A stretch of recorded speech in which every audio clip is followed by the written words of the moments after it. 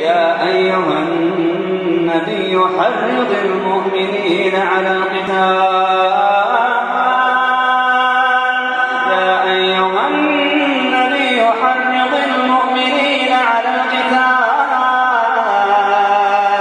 إن يكن منكم 20 صابرون يغلبوا 200 وإن يكن منكم 100 يغلبوا 1000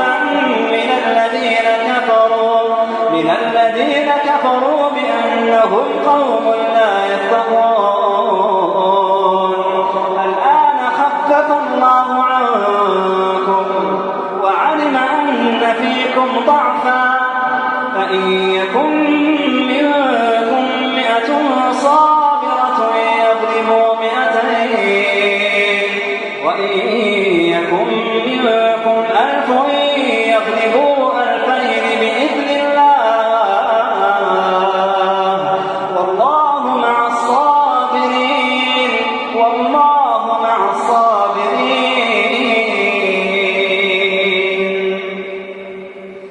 ما كان لنبي أن يكون له أسرى حتى يثخن في الأرض. ما كان لنبي أن يكون له أسرى حتى يثخن في الأرض تريدون عرض الدنيا والله يريد الآخرة والله يريد الآخرة والله عزيز حكيم. لولا كتاب من الله سبق لمسكم فيما أخذتم عذاب عظيم. فكلوا مما غنمتم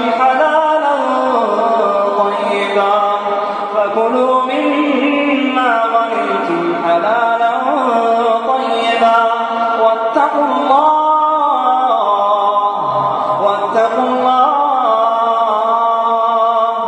إن الله غفور رحيم.